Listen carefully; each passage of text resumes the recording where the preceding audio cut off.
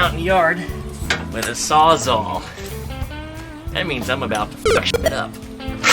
Welcome back, everybody, to another exciting Lord Duckman production. It's been a year since I last featured this custom KT196 Go Kart in its own video, and now I figured it's time that I should probably get this thing together.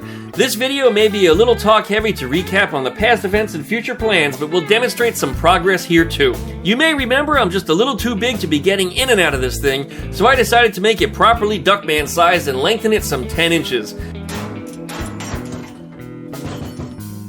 But that was almost a year ago, and a lot has changed in this past year. Just look at the size of Biddy. Here's what he looked like last winter, and here is him now. Whoosh! And imagine, now he's a father. Yeah, how about that? So anyways, I needed to finish upgrading some suspension components to properly support my weight, as well as fix the seating and correct the steering so it better accommodates a properly sized adult. So we're back today to try and get the last of these things sorted out on this KT196 so that we can get it running and riding with its new proportions. So please, licky, likey, comment, and subscribe, and pluck that dingle belly so you get an update every time I upload a video. Thanks you guys for watching, and we'll see you right after that intro.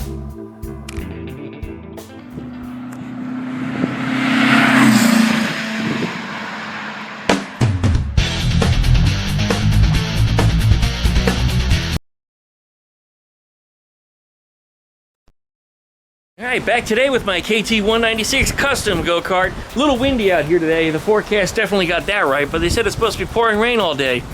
We didn't see any of that. Maybe a little sprinkle this morning, but that was all. So I'm going to see if I can get a little bit done on this today. But in particular, we have to dig into the engine because Ranchero 302 Me, who has the same go-kart, unmodified, but same go-kart, is having issues with his sprocket right behind the clutch. For some reason, it seems like the sprocket's not turning, but the rest of the stuff is. So I'm thinking probably he sheared a keyway, or maybe there was a little keyway tooth that's welded on the inside of the gear. Sometimes they come that way, I don't know. But anyway, we're gonna do a little investigation on this to find out how it works, and then I can tell him what he needs to do to fix his. In addition to that, we're gonna go over some of the suspension and stuff that's on this, some of the other mods that I've been working on, and show you where we left out on this. And if we get lucky today, if the weather holds up, we'll even do a commercial for HIPA. HIPA Products has been really awesome to me, and I'm really happy with them. They've just been so cool, so I do recommend them. There'll be links down below in the video description if you need some kind of lawnmower, outdoor power equipment parts. They even do go-kart stuff, so please check them out. Anyways, let's jump into this. Alright, well, here's my go-kart engine. The belt is off of it because I gave it to David because his blew up and I wasn't ready to get mine on the road yet, so I ordered some new belts. We'll talk about that in the future. Nonetheless, his problem is, and you see the sprocket that's under here with the chain, as I turn this, Boomer just came over to harass me at the same time. As you turn this, that chain is supposed to be turning. Here's what his is doing right now.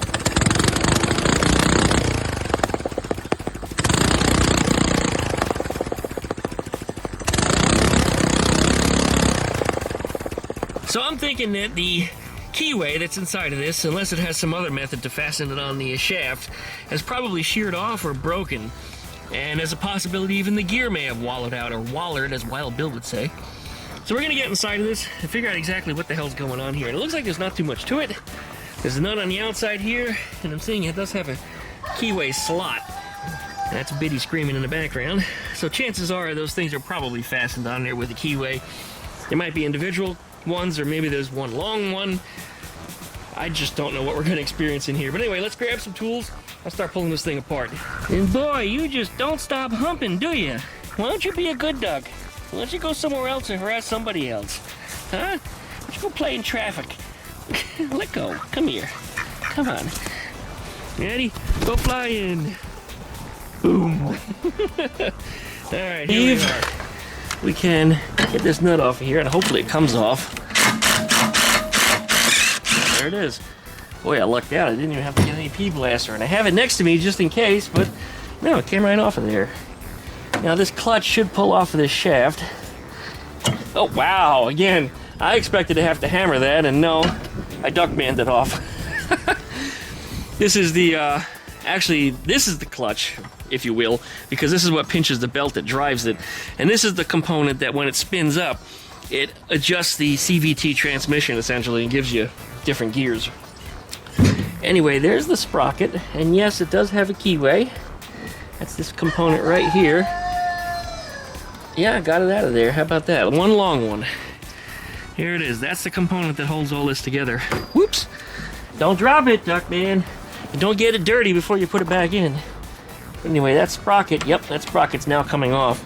And now it's spinning free on the shaft. So chances are, that's what happened to his, is this keyway sheared off. And what he can do is he can, just like on some of the boat propellers that I've sheared the keys on before, take this out, turn it around backwards, and put all the components that are broken in backwards, and everything will probably be just fine after that.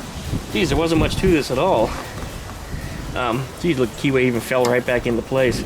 As long as he hasn't walled out the slot in the gear or the slot in the shaft, it's probably going to be just fine. This chain doesn't appear to have a master link in it. It also doesn't look like it has a riveted master link in it. No, this is a perma chain. And I guess it's just the way they made it. In order for me to get that sprocket off, I'd have to get the chain off, which means I probably have to remove this sprocket. But anyway, that's what I'm going to tell him to do. Pull this thing out and turn around the components, and then put the clutch back on, just like that. Nut back on, and then torque it down. Yeah, I probably should do better than the impact, but that's got it back on there now. At least now we know what we're looking at, and I think that's what he needs to do to fix it. You might remember these moped shocks that I used to have on the front here. These are something custom that I installed. They went on in there, and I made a custom shock tower on the top in which to attach it. These were not stiff enough. I went and I adjusted the preload on them as much as I could, and it turned out, and I'm just leaning on it, I mean, I could almost bottom the shock out. So they just weren't strong enough. The springs just were not intense. These springs, however, were the ones that used to be on the rear.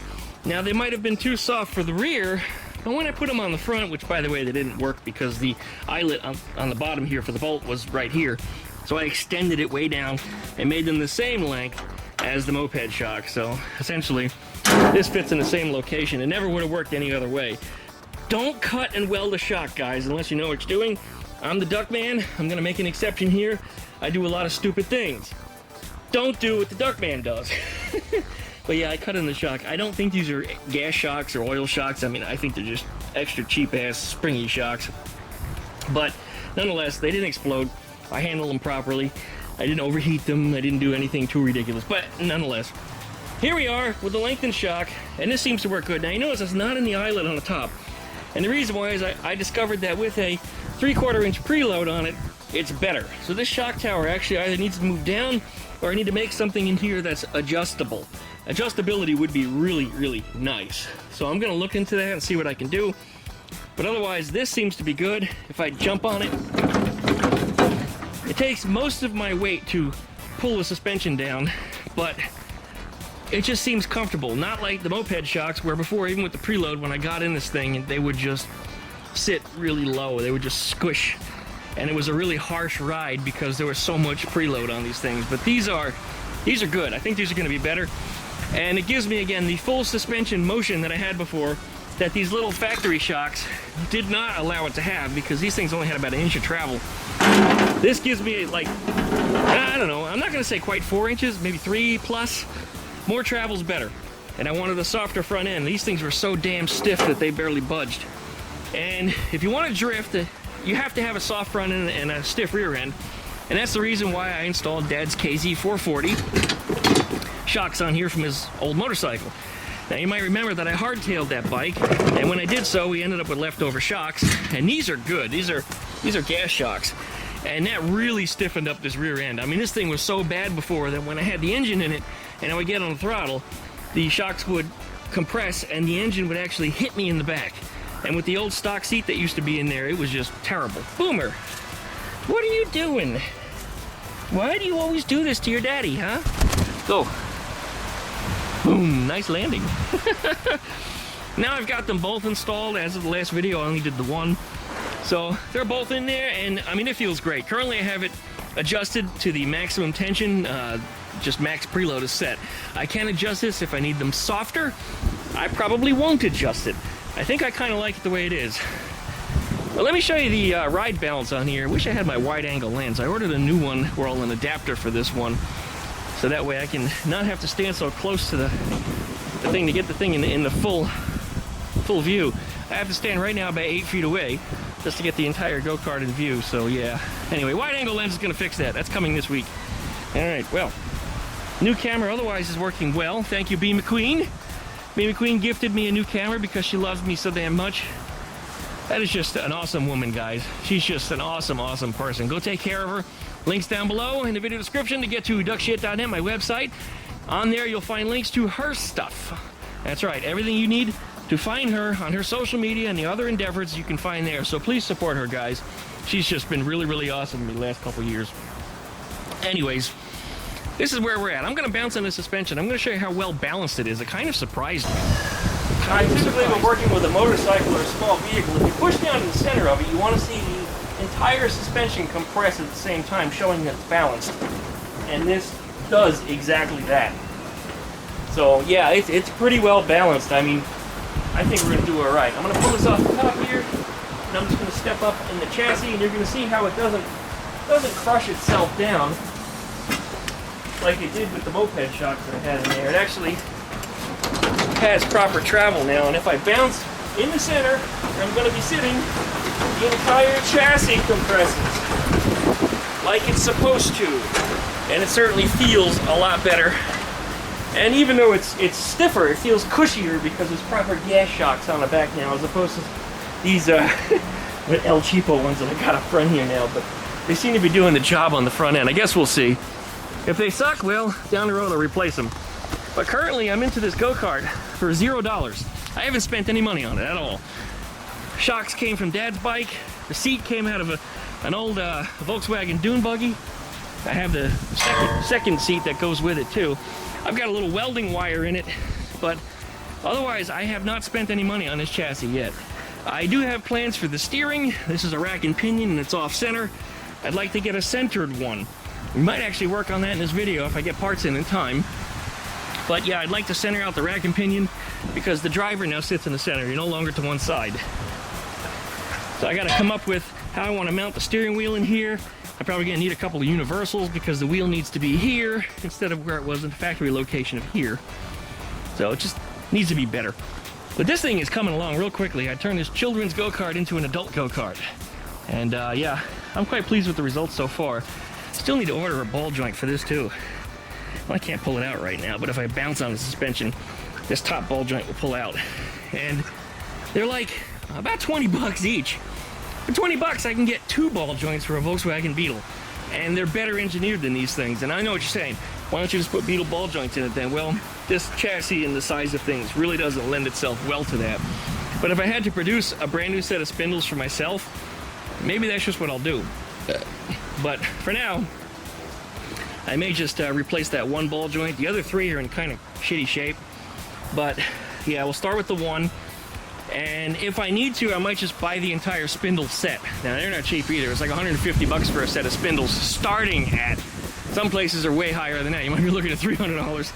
A set of spindles, again, on a Volkswagen are cheaper than that. And these are just sheet metal and welded to a pipe with a cheap-ass spindle. This is go-kart stuff, guys. I don't understand why this is so expensive. This is just as China-made, essentially it's junk. But yeah, it's just too expensive. So I'm going to do what I can to get this thing back together with what I got. I don't want to put a whole lot of money into this thing, but we're going to have a lot of fun with it. We are going to put that engine that I just showed back on here, but only for the temporary. Because down the road, I do want to mount something bigger. And I was saying probably a Rebel 250 engine. And I was thinking maybe even an ATV engine, because guess what? They have reverse geared into the gearbox. That would be really nice too. Mount it up here instead of on the suspension. That's right, this was unsprung weight before because it actually lived on the swing arm. And the trouble that you run into is if the engine is mounted up on top here, as the swing arm travels and the chain goes straight down, the chain is going to get sloppy. It's going to try to come off because that's just the nature of the game. When these two sprockets get closer to each other, that's what it's going to do. Now, you might say, hey, throw a tensioner on it. Well, tensioner is kind of a bullshit idea. I don't like tensioners at all. I always have problems with tensioners. It's an extra thing you need to maintain. Just, it's trouble. Total trouble. Especially when you go in reverse. A spring-loaded tensioner or something gets bound up, and the chain's going to jump off anyway. Sure, I could put a hard-mounted tensioner on there with an idler sprocket that kind of holds things in place. But again, if I use reverse, it's going to really, really put a lot of force into places where it's not supposed to be. So I think I have an idea Since this is a dual chain engine anyway, the first chain drives the jack shaft, and the second chain comes off the jack shaft to the axle. I want to do something similar to that. I might use a slightly longer chain, but I've got an idea. And typically you'd run them forwards to where the swing arm is at and then back to the engine, but the problem is the engine, you can imagine the case of the engine, transmission case here, sprockets back here. You can't go through that, you can't go around it, so you have to go down, then you gotta go forward, and then you gotta go back. So 3 chains. No. I got a better idea, much better idea. Something that I don't think I've ever seen before. It's very dynamic. It'll be adjustable. It gives me the ability, essentially, to mount any engine in this frame that I wanted to from just about any motorcycle, as long as I come up with a proper mount for it. But that way, it'll drive it. So that's where we're at on this thing. That's what I'm tearing up this week. Well, I just made a run for it. It started raining pretty hard for a moment there, and it's cold. It's about 80 degrees out here, but the rain feels like it's about 55. All right, well, chickens are still outside, but they're in shelters. They all ran for it themselves, so I guess we'll get the rest done on this. Well, it stopped raining, and damn it, it got cold out here, because it was high 70s, almost 80 degrees, and now it's in the low 40s. Quite a change, not what I was used to coming out of the other one. Yeah, I was expected to warm back up when the sun came out, but even the sun doesn't want to come back out, so I guess we'll see what happens. But anyways, we're back on the KT196 Go Kart, this custom build that I got, and I got a new rack and pinion for it. And this is a nice center shafted one, as opposed to the one that's left-handed that's on the Kart now. The reason I wanted this is because the seating is now centered, so it makes a whole lot more sense for me to build a system with this instead of having a whole bunch of weird universal joints and moving everything over. Plus, the boots were falling off of that thing, and it also started to rust, and it looked like it had been compromised by the weather. So we got a brand new one. Anyway, this was packed very, very poorly. It was put in a cube-sized box, 10 by 10 by 10, and they packed it in there diagonally across the corners because apparently it was the only box they had to fit, and one of the shafts was so long that it was longer than the corners, so the box was all, yeah, it was all all mangled. And of course, during shipping, it turned out the box blew out. And when it arrived here, it was missing a bunch of parts, and I mentioned this in another video, as the FedEx driver was walking up to me, and I had a memory of this, as she was walking up to me across the front yard, she looked down at her feet, you know, like she tripped over something, and then she handed me the box as she got across the yard. Well, I thought for a second, maybe what she tripped over was what fell out of the box where it was all busted open, and sure enough, there was my shit that was missing. So, anyway, let's see if we can get this rack and pinion mounted up on this thing, and we'll see if we get steering on it. This thing is actually not too far from completion. I have to do a little welding on the frame, and I got to get the engine running, and then it's ready to go. Oh, and I got to replace a ball joint too, but I mean, it's all minor stuff at this point, with the exception of the steering, or at least we'll see what it's going to take to do it. I really don't know yet, but anyways, I'm talking too much. Let's jump into this project. It's on here. It's got the input for the steering shaft way on the left-hand side. I need one to be centered because now the vehicle now has adult seating, which is now centered as opposed to there being a driver's side. So this thing will now go in here like this. But you can see the spars in which it mounts are now way too far apart because I can't mount it on the ends because the ends are the parts that move. So I'm going to have to move the mounts inwards, and it looks like, this is kind of ridiculous, but it looks like this might even be made by the same manufacturer. A lot of the components look identical. How about that? Well, anyway, that's going to go in there kind of like that, and I guess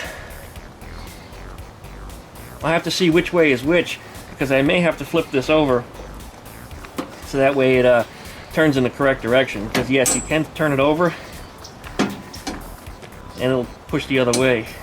Kind of interesting. So yeah, it is reversible in the event that I put it in backwards. Because you don't want to turn the wheel to the left to turn right, if you know what I mean. A little confusing. I guess you get used to it after a while, but it's not how it's supposed to be. Alright, I guess we'll get started by unmounting the old rack and pinion from in here, because it doesn't need to be here anymore. It's now going away.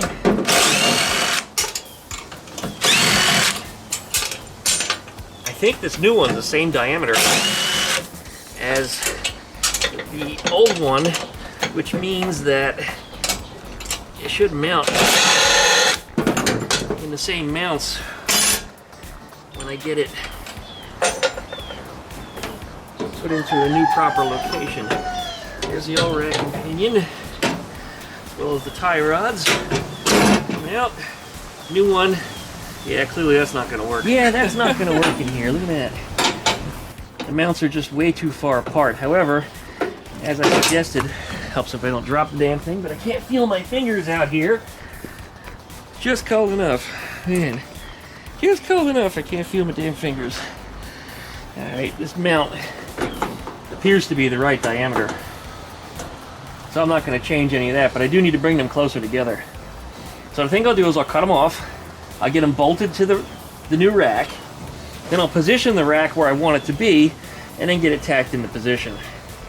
That should work out just fine. I don't see any reason why that would be a problem. In fact, it might actually be a little nicer to, as you see that pedal, I'm seeing having foot problems kicking the steering shaft, which might even go on this way. I might turn it up that way if at all possible using the universal. Yeah, because that's no good. That's going to have some clearance issues. Maybe I can mount it further forward and higher up. That way the foot pedal stuff will clear it. That's actually not a bad idea. I think that's what we're going to do. And then what I'll do is I'll triangulate it.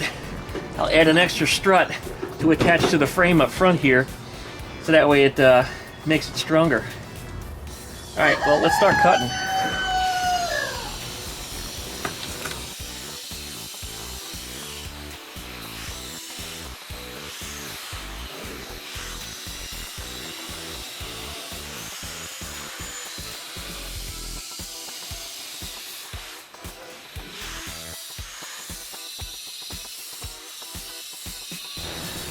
Alright, let's see how this stuff's going to fit together.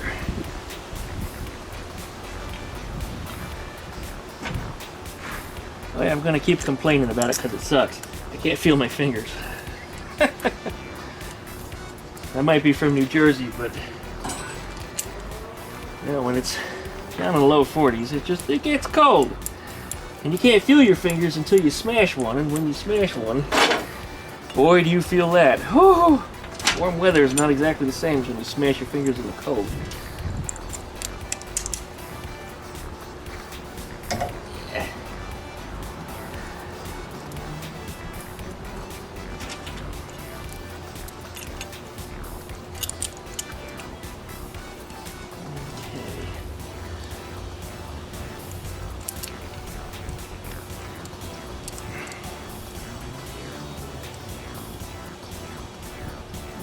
Can't feel my damn fingers.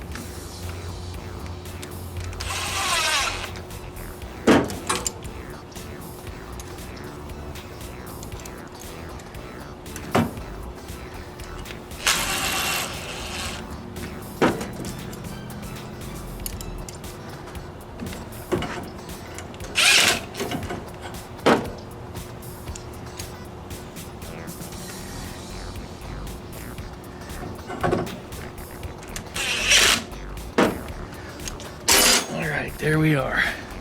Rack and pinion with the rack and pinion mounts attached to it. I'm going to have to trim these up and clean them up because they're not cut straight. See, they have a little hole underneath for letting moisture out. Alright, I think this is correct too. If I turn the steering wheel to the left, the tie rod on the left should extend, and it does. So, that's correct. Alright. There it is. Let's see what it looks like. Right, we need to find our center point, and I kind of eyeballed it. Got 19 inches exactly on the span, so we're 9.5. Yeah, I eyeballed it. I'm pretty damn good. I'm only off by about, oh geez, not even 1/4 inch for our center point. Good. Okay. There it is. See if we can get our rack and pinion put in here. Right about in that position. Kind of want to mount it upward like that. Of course, I can pivot this if I need to, but I like the fact that it's further towards the front of the buggy and away from where my feet are going to be. This gives me more room for my extra large size 15s, I'll tell you what. I'll tell you what. Alright, that's how we're going to do it, just like that. Here we go. About there, just like that.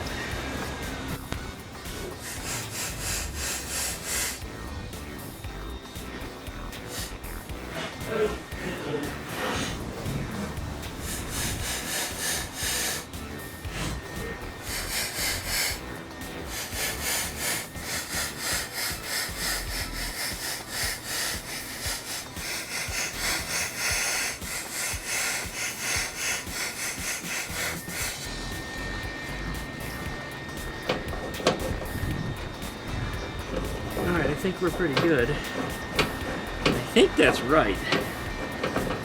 Okay. I don't want to overheat it. Yeah, in fact it is overheated. I see it smoking.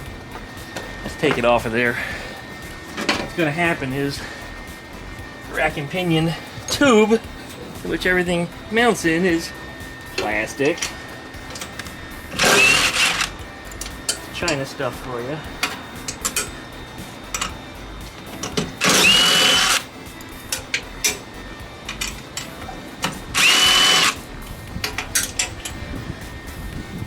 It's probably not frying it, but there was a little smoking going on there. Whole lot of smoking going on. There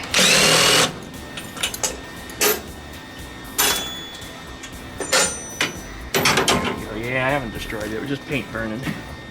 Wasn't even the plastic. One of my nuts dropped. I guess that means my voice should be a little bit deeper than what it is. Alright. That looks pretty good. That looks pretty good. Yeah, get in there with the old wire brush. Clean this up a little bit here. Oh, my welds are ugly as hell. Dude, those are some of the worst ones I've ever done. And that's alright, I gotta go over again anyway. I was just tacking it in there. That's, yeah, it's still a little hot. I'm gonna let that cool down. And then we're gonna remount the rack on there. Let's see if you guys get a better look.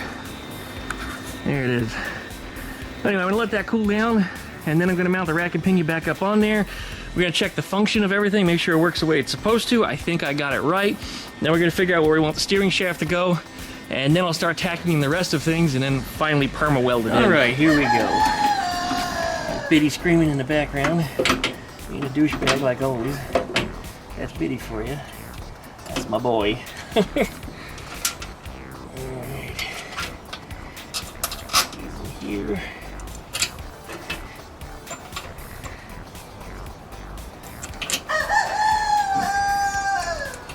Hope I didn't lose any of these nuts. Now I see them all sitting here.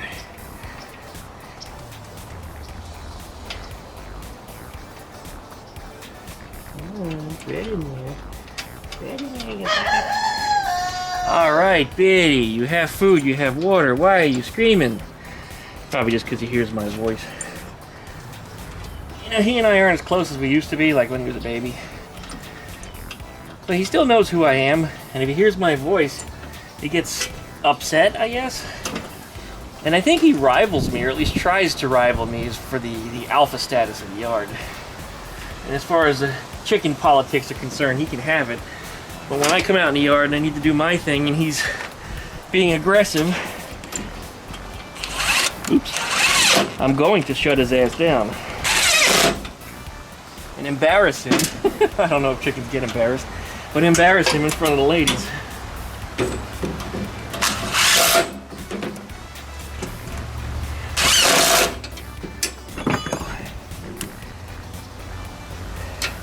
I don't think I can over tighten this unless I strip them out, because Duckman, you know, your impact can strip out the bolts. That's in there pretty good. Alright, I like that. I guess what's next is I need to get the tie rod ends to fit As this entire rack and pinion is heavier dutier, that's even words, heavier dutier than the one that used to be in here. So some of the bolt holes and things need to be wallered out. Waller them out. Right here on the end. Tie rod. Yeah, it doesn't fit in that hole. Alright, well I think I got an appropriate size drill bit to make that work. Let's see what happens. Ooh, squeaky, squeaky.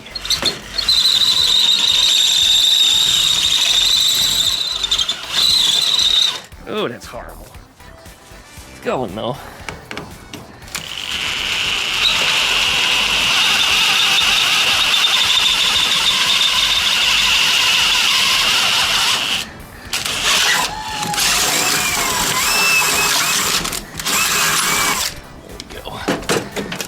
Fits, and it does. Good. Put some nuts and bolts on here, and we'll do the same thing to the other side. Got a regular washer, a split lock washer, and then a castle nut, which did not include any of the little pins that need to go in there, so I'll need to go to a hardware store and pick some up if I don't have any myself. Alright, that end is attached. Alright, jump over to the other one. Pinion, loosely fitted, but it is effectively installed. I haven't tightened down the nuts on the tie rod ends yet. I haven't adjusted the tie rods either to figure out what my toe end is going to be. But you know what, it looks pretty close. Right now I'm not centered anyway. I figured I'd be able to turn that by hand, but I guess not. It needs a little more leverage. Let's see. Well, let's put a little more leverage on it. There we go. Alright, turning. Yeah, they do what they're supposed to. That's good. Yep.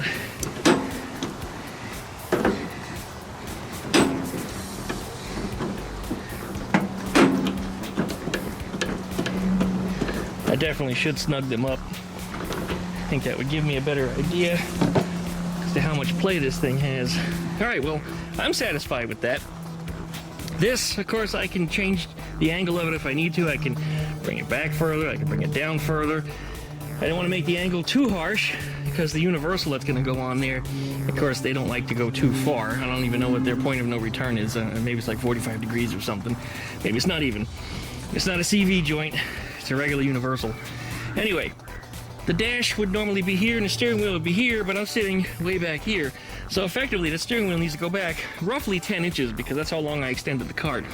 So I need to come back to about here, maybe even a little further if I want to be comfortable. That way I could be in a proper seating position instead of leaning forward. And it'd be nice if I could make it, you know, slightly telescopic or something.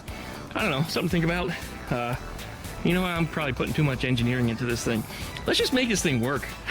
I want to drive it. All right, this universal goes on here. There it is. I'm not going to put the bolt in it just yet. Boy, that's sloppy. Oh, is that really how sloppy that thing is? What a lousy design. You know what? I think it needs a washer under it. Yeah, there's too much play in there. I'm going to put a washer under this shaft. I can see that it looks like there needs to be another one, but we'll come back to that. That's cheap China stuff for you right there. Okay. That angle is too great, clearly, because I can't steer too good. All right.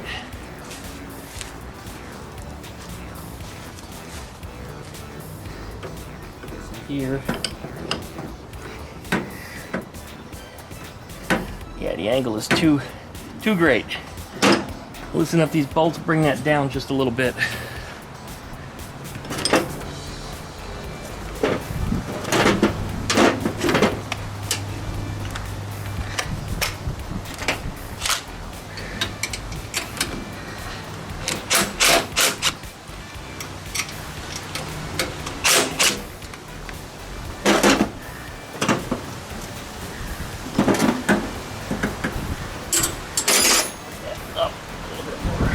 Attach the steering wheel. See what that does. This shaft.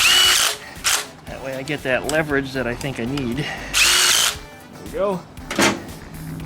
Slide this into the universal. Put the universal into here. Onto the pinion. And yeah, now I've got the leverage to turn this thing. Much better. That's what it needed. Yeah, it gives me an idea as to about how I'm going to start mounting some of this stuff. The steering shaft needs to be a lot longer than what it is. That's for certain. Alright, well, let's figure out what we're going to do here on this one. My word. Yeah. Okay, while I was away from the camera, I did a little brainstorming here, and I decided rather than run the steering shaft under the dash area and then come up, why don't I just run it over the dash and create a new dash, because nothing is going to fit the same anyway, and I want more leg space. Just makes a lot more sense to me to move everything up and out of the way. So that's what I did.